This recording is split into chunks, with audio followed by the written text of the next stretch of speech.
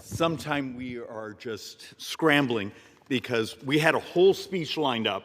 We were going to do something just simple and pleasant for everyone. We were going to walk through Medicare financing for a while, and they wouldn't give me 3 or 4 hours to do it, so you're stuck with me for a half an hour. But then earlier today, CBO actually did their update. And, okay, let's see if I can make this make sense.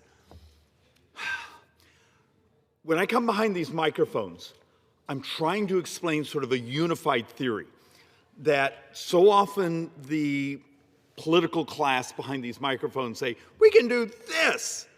Okay, that may be wonderful, but you got to understand it all works together. Our demographics, our tax system, the fact of the matter is this incentive for this to growth, this incentive here, the adoption of technology. I need people to start thinking about the interaction, that there is not a simple solution to a country that right now is functionally borrowing about $74,000 every second so far this fiscal year. And when I say, sorry, let me rephrase, over the last 12 months. If you do just fiscal year, it's higher. A few hours ago, this CBO put out a report, and look, the report's actually like this. I just cheated. I just grabbed the executive summary because I didn't need the whole binder out here. And it's going to take me 3 or 4 days to read through everything. But I got some of the highlights for you. And this is important, and then it's going to tie into what we're spending. Your country is an insurance company with an army. That's both funny and happens to be mathematically true. In about 33 months, over half the federal spending will go to those 65 and up. Actually, in 33 months, I'll be one of them. It's demographics. We've gone about 30, 40 years with dramatically fewer children than we expected. I've done a series of presentations here on the floor where I've shown we actually have the same number of 18-year-olds as we had 20 years ago, but double the number 65 and up. Is that Republican or Democrat? Look, there's policies that have been engaged in by Democrats that help create this, but the fact of the matter is, these are people. It's our reality. We have our obligations on Medicare, on Social Security, and for some that will be dual eligible because they're poor and retired, and we have some things that are terrifying. 6.5 years, the Medicare trust fund is empty. Your hospital will take an 11% cut. Medicare Advantage programs actually take something much larger. It's just the way the Medicare Part A trust fund works. 6.5 years, the Social Security trust fund is empty. And no one stole your money. We just don't have enough workers. It was a pay-as-you-go system. It's math. The fact of the matter is, yes, the money has been loaned to the Treasury. Treasury actually pays interest on that money. So twice a year, there's actually a fairly large dividend given to the trust fund. But it's demographics. We have the baby boomers. And so in 6.5 years, if we follow the law, there's a 24% cut coming to Social Security recipients, which will double the poverty of seniors in America.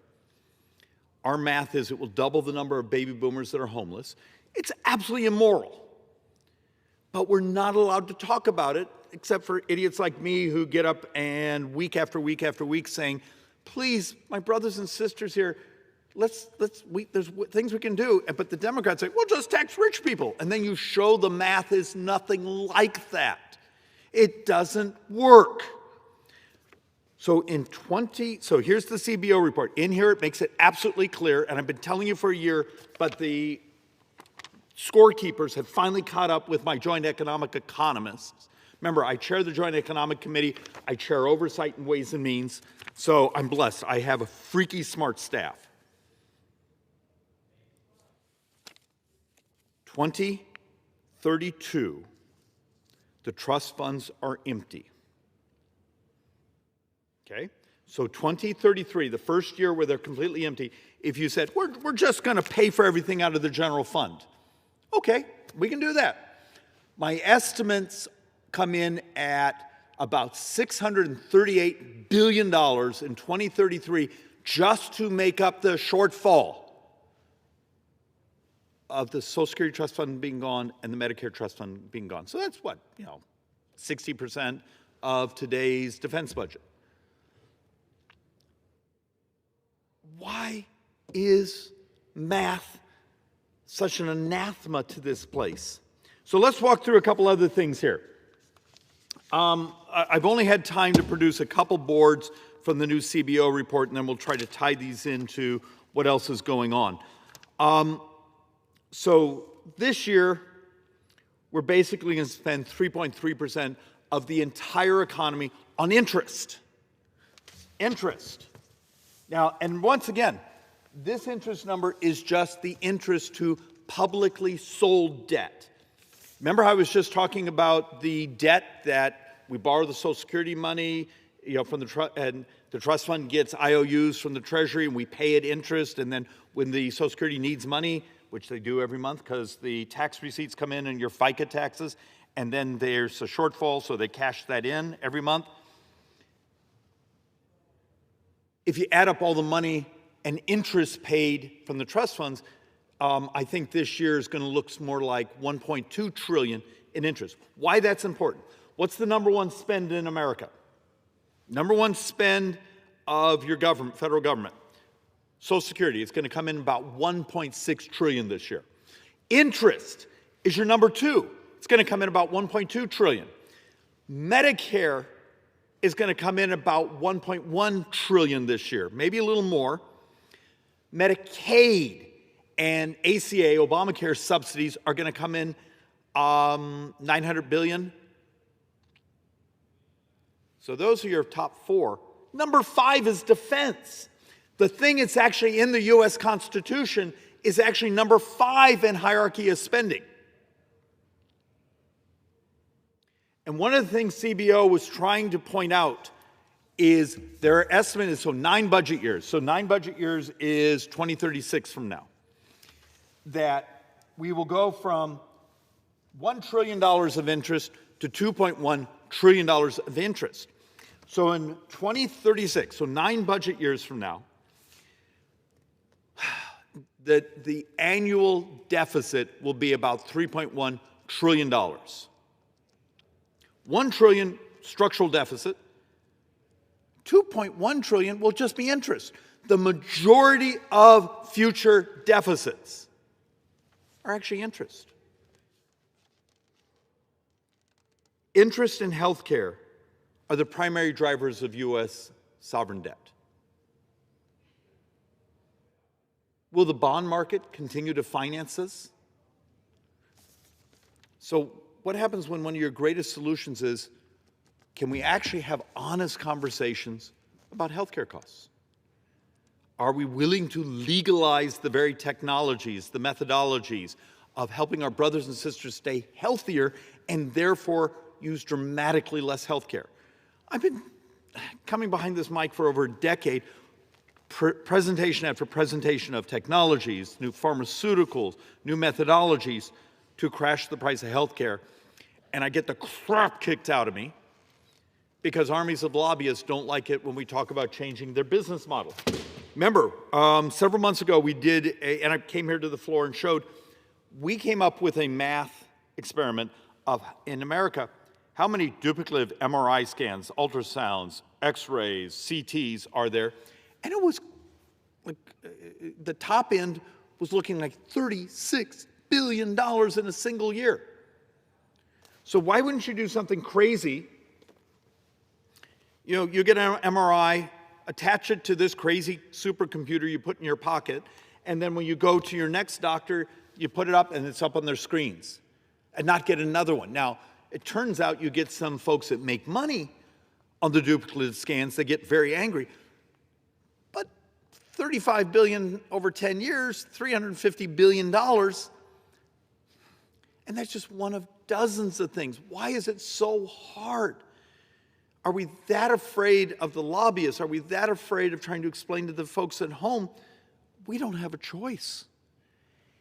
In 6.5 years, let's say it again, the Medicare Trust Fund is empty.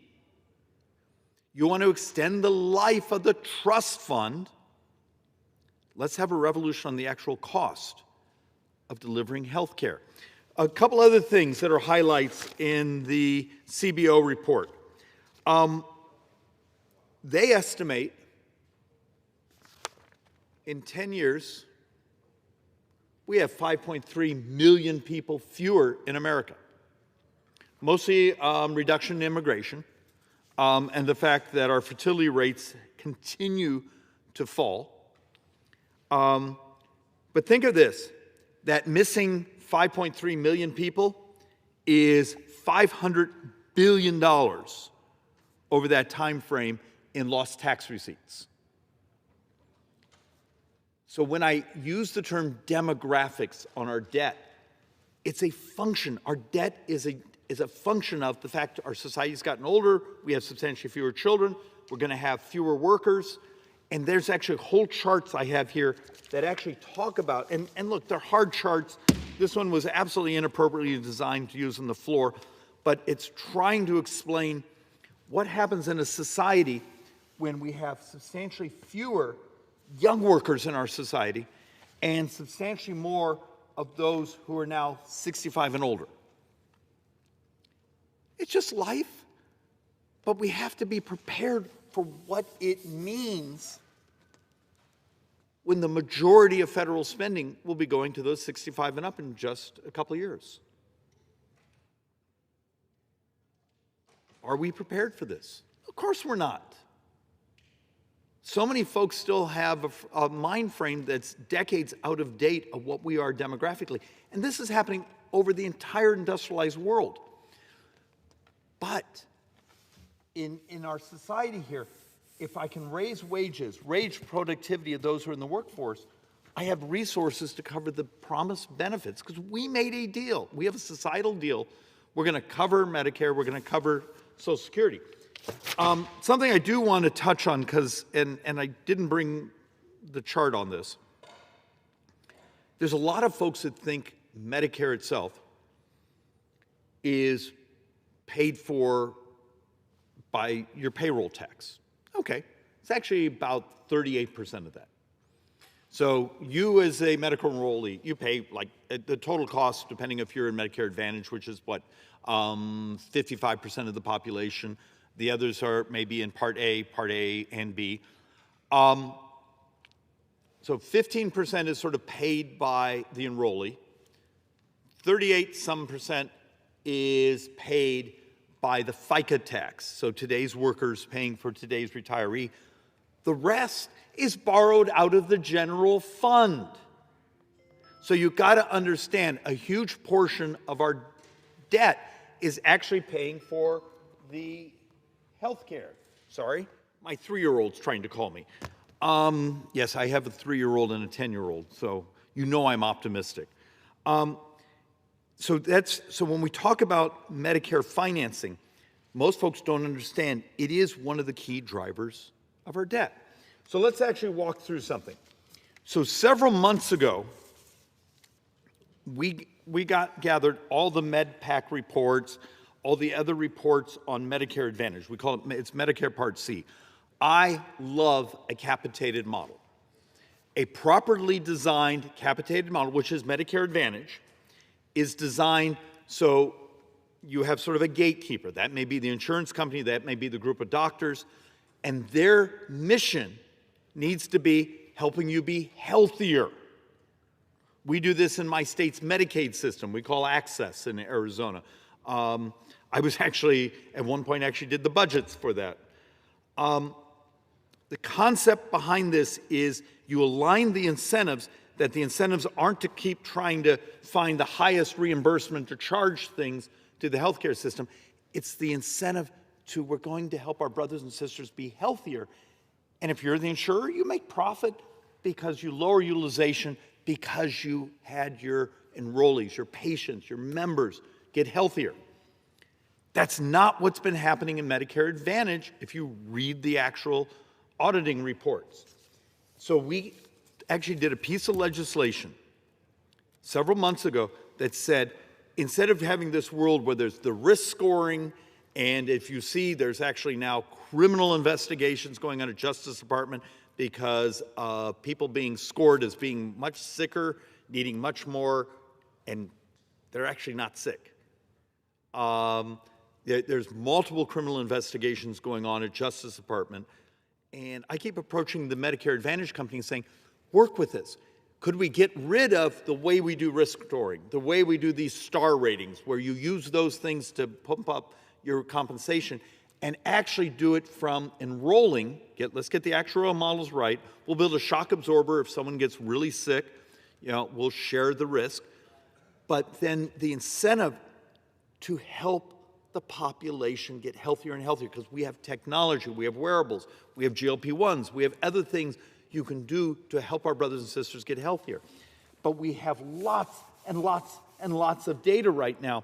When we're starting to see actually math showing, in 2025, almost $84 billion of new risk model implementation, basically saying, this is excess spending. If you look at the MedPAC report, it's almost coming in at a couple $100 billion a year. So we run around here saying waste and fraud. This technically might not be fraud because it's the design of the system. When Obamacare was passed, 15 years ago, or 18 years ago, it actually had a series of things in there that created many of these incentives to game the system. Now, the administration's talking about saying we're just going to do a cap. I want to try to sell this concept saying, why don't we align the incentives? Both the government incentives as the payer, the patient incentives, the doctor incentives, so we're all doing the same thing. We're lowering the expense by creating a healthier population. Because the fact of the matter is, if you look at the MedPAC reports, and I know they get mocked, but no one else seems to produce the actual data, it's almost $2 trillion a year. Remember, the MedPAC report comes in and says Medicare Advantage, when you do the risk adjustment, comes in at 120% of fee-for-service. That's a 25% gap.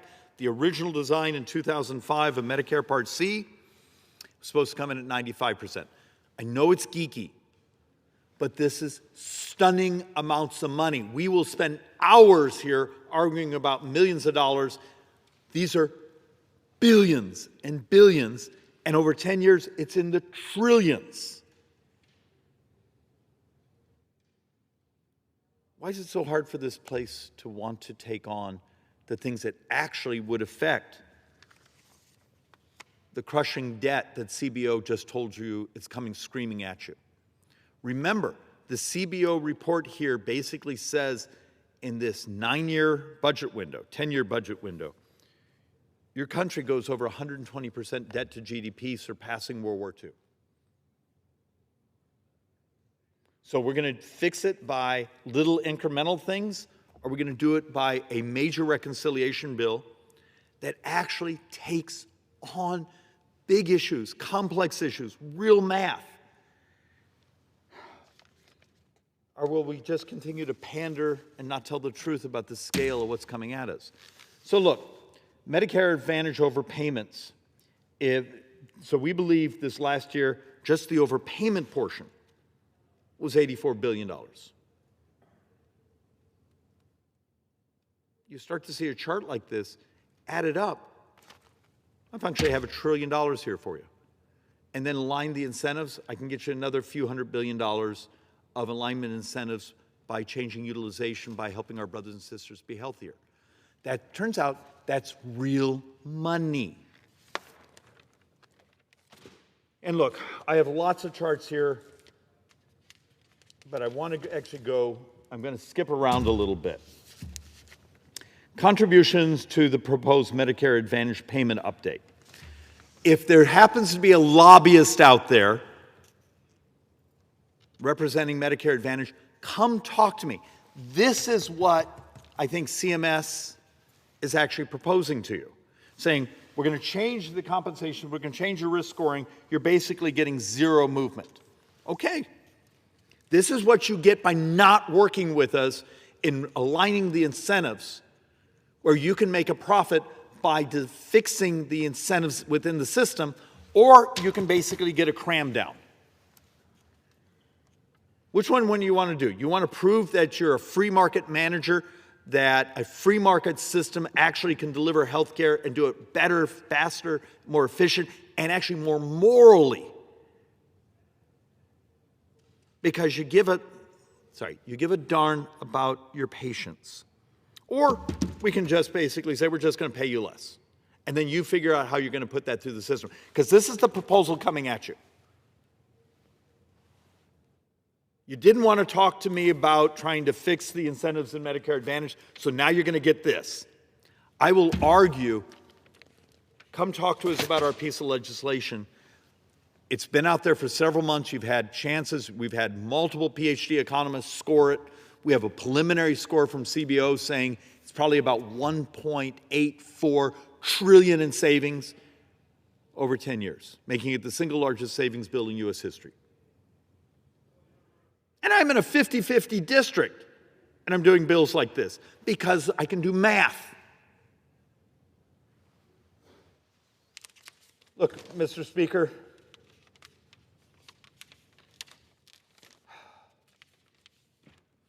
instead of me walking through all this, did you see the job growth numbers today? They're actually pretty good. Did you see the punchline in the job growth numbers? So, 140-some thousand U.S. jobs, market added 181,000. It's absolutely terrific. A dominance of the new jobs that were created are in healthcare. The majority of spending in healthcare comes through government. Anyone see the circular problem of what we're talking about? If my growth in the unemployment or in the employment base is healthcare, and over here those jobs are financed through government spending, and that government spending is substantially borrowed, that's not a virtuous cycle. We have a structural problem. Remember, today your government is going to borrow $6 to $7 billion. This was supposed to be a year with the tariff receipts, with everything else. We were supposed to really start to pay down the deficit. Problem is interest. Healthcare costs have exceeded our models. We're still probably heading to a $1.92 trillion borrow. And turns out now CBO is catching up with the numbers I've been bringing behind this microphone for the last year. If we do not start to take this seriously, Mr. Speaker, we will have made the decision that the bond market, not us in Congress, not the White House, will run this country. Remember, we have to bring about $10 to $11 trillion of debt to market this year for refinancing, and we're going to issue probably $2 trillion of new debt. When the United States sells a 10-year bond and Greece sells a 10-year bond today, Greece has a lower interest rate than the United States. When the debt markets think Greece is more creditworthy than the United States, I don't know how to make it more simple. Why is it so hard to tell the truth about the math? Mr. Speaker, there's a way to stabilize this. We're not going to pay it off. The demographic headwinds make that almost impossible, but you can stabilize the debt. You just have to do complex, big boy things to do it. And one of the reasons I'm leaving Congress is I'm tired of smashing my head over and over on here on blunt objects that people would just stare back at you and say, but David, I'd have to try to explain that. David, you're not allowed to use the word Social Security and Medicare. It will upset people. What will upset people is when these trust funds are run out and they're seeing their benefits cut because we were too intellectually vacuous to step up and tell the truth, even though we've known this for decades. And with that, Mr. Speaker, I'm actually going to go drink more coffee and do more reading. I yield back. The gentleman yields back. Does the good gentleman have a motion?